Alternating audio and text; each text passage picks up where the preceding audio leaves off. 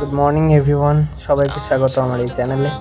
So আজ আমরা ঘুরবো জঙ্গু। এটা আমার বন্ধুর বাড়ির কাছে। সো ওর বাড়ি আমি চলে এসেছি, আসার পথে আর ভিডিও বানাইনি। তো এটা নর্থ সিকিমে গন সাংডম বলে একটা জায়গা। অ্যাকচুয়ালি গ্রামটার নামই হচ্ছে গন অ্যান্ড সাংডম। এটা নর্থ সিকিমের জঙ্গু এলাকার গ্রাম। তো এত নিরিবিলি পরিবেশ, এত শান্ত পরিবেশ আমি এর আগে কখনো দেখিনি। তো এটা আমি ওর বাড়ির দিকে যাচ্ছি, আমার বন্ধুর বাড়ির দিকে। রাবগে লেপচা, হয়তো এর আগেও শুনেছ। তো এটা ওদের এই যে সাইড দিয়ে আমরা যাচ্ছি, এটা হচ্ছে ওদের স্কুল, প্রাইমারি স্কুল, এবং এটা ওদের গ্রাউন্ড। এখানে ওরা ভলি খেলে, ফুটবলও খেলে কখনো। এটা ওদের স্কুল। সো এই যে জায়গাটায় এত সুন্দর পরিবেশ এবং এদের ব্যবহারও খুবই সুন্দর, খুবই আত্মীয় পরায়ণ। তো এটা এই যে স্কুলটা আমার ডান সাইডে যে এটা দেখতে পাচ্ছ, এটা হচ্ছে ওদের প্রাইমারি স্কুল। আগেও বললাম। তো এই স্কুলে অ্যাকচুয়ালি ওর বাবা টিচিং করাতো। তো এখন রিটায়ার করে গেছেন। আর এই সামনের যে গ্রাউন্ডটা, এটা স্কুলের গ্রাউন্ড, এখানে খেলাধুলা হয়। তো আমি প্রায় ওর বাড়ির কাছাকাছি চলে এসেছি। তো সামনেও যাচ্ছে। তো এখান থেকে আরেকটা সাইডেই সামনে মাঠ আছে, খালি মাঠ। তো এখান থেকে দেখেও সুন্দর লাগে, খুবই সুন্দর, যে গাছের ফাঁক দিয়ে সূর্যের আলোটা আসতে থাকে। সূর্যটা যখন ওঠে তখন খুবই সুন্দর দৃশ্য দেখা যায়।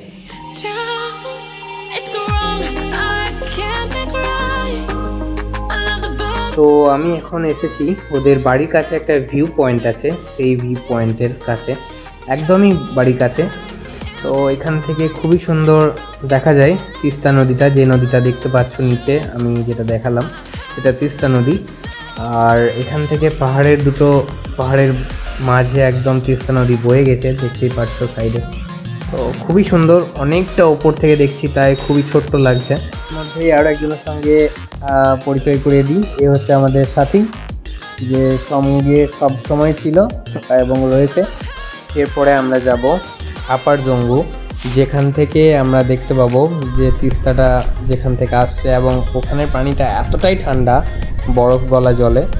আর জেমু গ্লেসিয়ারের পানি সাইড থেকে আসছে, তাই সেখানে পানিটা খুবই সুন্দর, ঠান্ডা।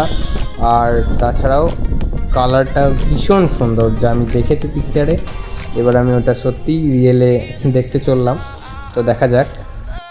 তো দেখো, এতটাই সুন্দর, এর মধ্যে কোনো রকম আমি কোনো কালার গ্রেডিয়েন্টস করিনি, আমি অরিজিনালি রেখেছি, যাতে তোমরা বুঝতে পারো কালারটা কত সুন্দর, যে জলের কালারটা এত সুন্দর হতে পারে নর্মালি, ন্যাচারালি। আর আমরা যে ব্রিজটা দিয়ে এলাম, যে ব্রিজটা দেখছো, এই ব্রিজটা এতটাই লম্বা যে এটার মধ্যে চলতে ভয় লাগে, কারণ এটা দুলতে থাকে যখন চলা হয়।